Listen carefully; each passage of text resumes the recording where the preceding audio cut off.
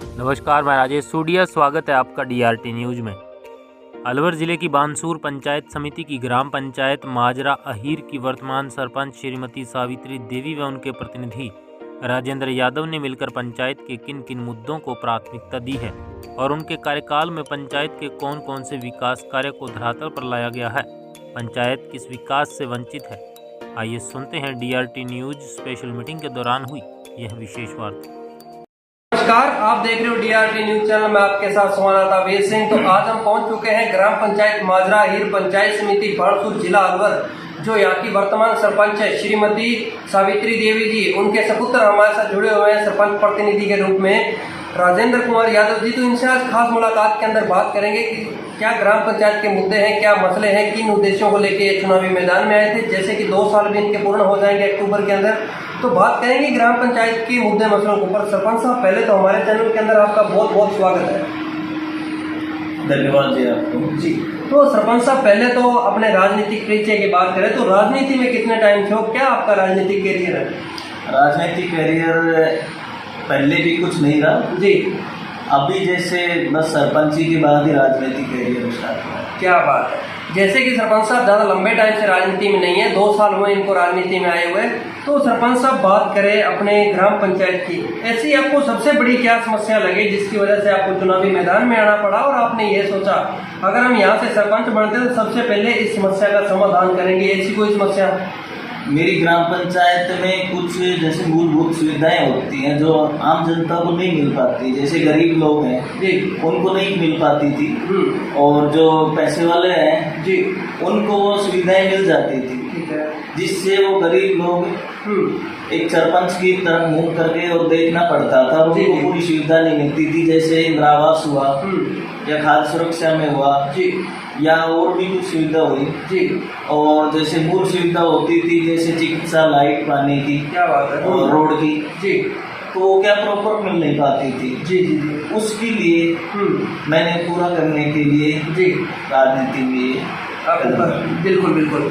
जैसे कि सरपंच साहब ने अपनी ग्राम पंचायत की मूलभूत व्यवस्था के बारे में बताया, तो सरपंच साहब बात करते हैं अपने मुद्दे की ओर।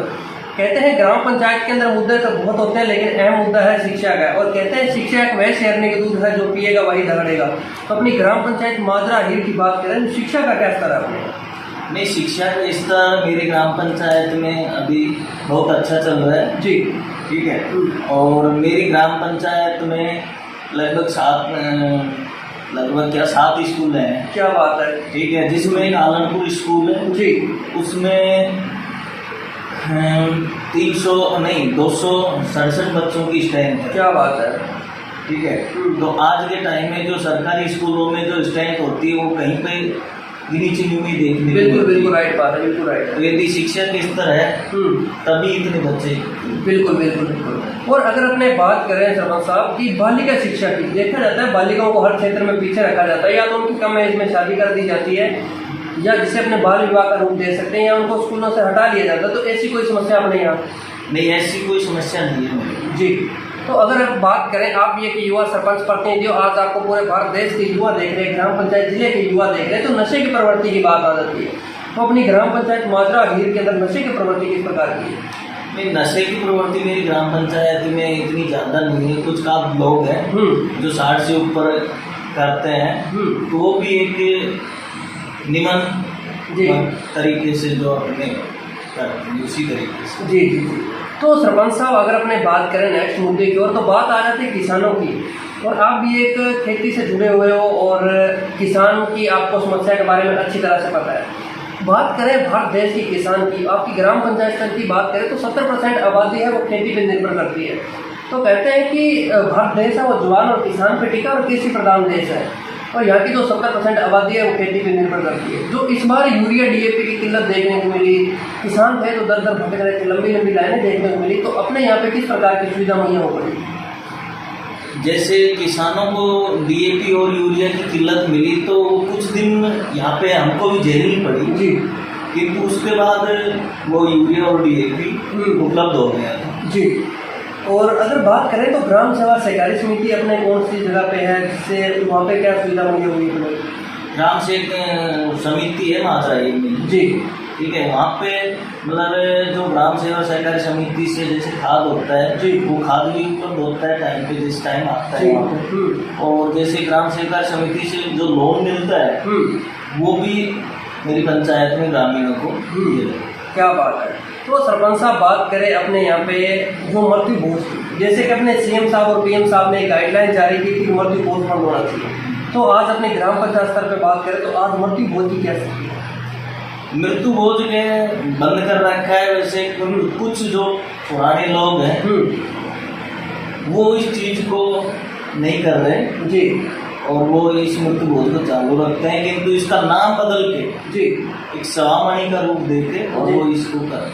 क्या बात है, क्या बात है। जैसे कि सरपंच साहब अगर अपने बात करें यहाँ पे, और मेरा आपसे एक निजी सवाल रहेगा, जैसे कि जो अपने मृत्यु भोज का पैसा है, आपको क्या लगता है काफ़ी लोग हैं जो मृत्यु भोज के ऊपर लाखों रुपए खर्च करते हैं, तो उन पैसों को कौन सी संस्था में लगाना चाहिए, इसके ऊपर आप क्या कहना चाहोगे? नहीं, जो मृत्यु भोज के ऊपर जो पैसे खर्च किए जाते हैं तो मैं उन लोगों को सुझाव देता हूँ, वो जो पैसे है ना जी, कहीं पे भी जैसे स्कूल हुआ जी, हॉस्पिटल हुआ जी, कोई भी सार्वजनिक जगह हुई जी, जिसको अपन पूरे यूज कर सकते हैं जी, और वो एक याददाश्त के तरीके से उसकी आने वाली पीढ़ी भी उससे एक प्रेरणा ले जी, कि इस टाइम हमारे पूर्वजों ने ये काम किया जी, तो वो भी इसमें भागीदारी करें। क्या बात है। राजस्थान के अंदर ऐसे ही सरपंचों को जरूरत है, जैसे कि इन्होंने कहा कि जो मृत्यु भोज का पैसा है वो एक अच्छी जगह लगाया जाए, जैसे कि एजुकेशन पे, शिक्षा पे, कि आने वाले टाइम के अंदर देश का बच्चे भविष्य बन सकें। तो सरपंच साहब, एक हमें आपने जो ऑफ कैमरे में बात की वो एक बहुत बड़ी बात हो जाती है कि जो आपने चिकित्सा व्यवस्था के देखते हुए जो आपने उप व्यवस्था, अगर आपका जो आया हुआ था 2 साल से सैंक्शन था लेकिन वो वापस जा रहा था और आपने अपनी सवे की निजी भूमि आपने डोनेट कर दी, तो वो आपका आपने कैसे सोचा कि इस भूमि को अगर डोनेट करते हैं तो अपना ग्राम पंचायत को भी एक अच्छा मैसेज जाएगा और आज आपको पूरे भारत देश के लोग देख रहे हैं तो उनको भी एक अच्छा मैसेज आएगा, इसके बारे में बताइए विस्तार पूर्वक। मेरी ग्राम पंचायत में माजरा गांव में जी, लगभग मेरे कार्यकाल से जिस दिन से मेरा कार्यकाल स्टार्ट हुआ था जी, मेरी माता जी का सरपंच बनी थी उससे स्टार्ट हुआ था, उससे लगभग 1-1.5 साल पहले जी, ये इसकी भवन स्वीकृति हो चुकी थी जी, किंतु ग्राम माजरा में इसके लिए भूमि उपलब्ध नहीं होने के कारण जी, ये काफी दिनों से पेंडिंग था। जी, तो उसके बाद ये कैंसिल होने की स्थिति में था। जी, उसके बाद जैसे ग्राम पंचायत में प्रशासन गांव के संग लगा, जी, कैंप लगा, बिल्कुल, तब उस टाइम में एसडीएम साहब ने मेरे को थोड़ी सी उत्साहित किया और प्रेरणा दी इसमें। तो उसके बाद मैंने जी और मेरे पिताजी श्री रामानंद यादव जी और माता जी सावित्री देवी ने जी मिलके इस उप स्वास्थ्य केंद्र के लिए जी एक अपनी जो निजी भूमि थी जी जो कि हमारी खरीदी हुई जी नहीं की, जो हमारे पूर्वजों की, क्या बात है, इसके लिए हमने डोनेट की जी और ये देखते हुए जो चिकित्सा के लिए जी पहली प्राथमिकता होती है कि मनुष्य को अपने चिकित्सा सुविधा मिल सके, बिल्कुल राइट बात है, इसके लिए इसको देखते हुए हमने ये भूमि इसके उप स्वास्थ्य केंद्र के लिए दान। क्या बात है। जैसे कि सरपंच साहब ने बताया कि जो डोनेट की गई भूमि इनकी वो ना कि दादा परदादा के टाइम की थी, इन्होंने खुद सभी अपनी राशि से खरीदी और उसके बाद में डोनेट की, तो एक बहुत बड़ी बात हो जाती है। आज के टाइम में देखो कोई भूमि नहीं दान करता, सरपंच साहब एक सरपंच होने के नाते एक भामाशाह के रूप में भी सामने आ रहे हैं। तो सरपंच साहब बात करें अपने ग्राम पंचायत की, तो 2 साल आपके पूर्ण होने वाले हैं, तो विकास कार्यों पर बात आ जाती है, तो क्या कुछ आपने विकास कार्य करवा दिया, क्या कुछ आगे कार्य प्रगति पे है, क्या कुछ चल रहा है? विकास कार्य तो जैसे बजट आता है उसके अकॉर्डिंग मैं करवा रहा हूँ जी, किंतु क्या आता है जैसे अभी तक मेरे को एमएलए फंड से जी और जिला प्रमुख से जी और सांसद फंड से जी अभी तक 1 रुपये भी नहीं मिला है जी, और मेरे को जैसे मेरी ग्राम पंचायत का जो बजट आता है जी उसका और पंचायत समिति से प्रधान का बजट जी उसके अकॉर्डिंग मैं ग्राम पंचायत में जो विकास कार्य कर रहा है, जैसे रोड बनाना, पहली बार जो मेरी ग्राम पंचायत में जी पानी की समस्या थी जी, उसके लिए मैंने बंद जिस दिन सरपंच बना था जी उसके 10 दिन के अंदर अंदर जो एक ऐसी बस्ती थी, गरीब तरह लोग थे, उसके अंदर मैंने एक ट्यूबवेल करवाई। क्या बात है। पहली प्राथमिकता आदमी को पानी, लाइट और रोड की होती है, तो उसको मैं पूरा करा। क्या बात है। और जैसे अगर अपने बात करें, आज आपको एमएलए एमपी साहब भी देख रहे हैं, जिला प्रमुख साहब भी देख रहे हैं, तो क्या कहना चाहोगे? जिला प्रशासन आपको देख रहा है, तो अपनी ग्राम पंचायत के अंदर कोई ऐसी समस्या जिनको दूर करने के लिए आज उनसे क्या मांग करना चाहोगे? मेरी ग्राम पंचायत में काफी समस्याएं हैं जी।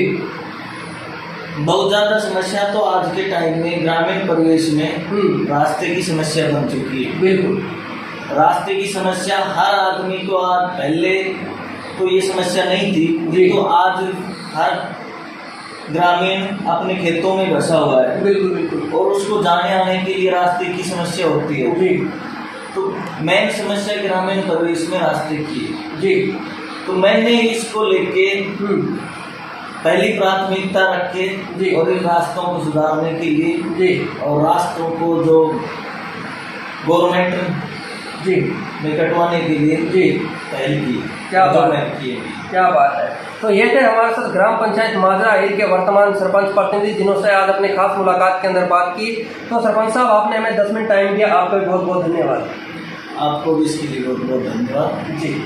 जय हिंद, जय भारत। देखते रहे डीआर न्यूज चैनल, जिसकी हम आपको ग्राउंड रिपोर्टिंग दिखाते रहेंगे ग्रामीण स्तर की।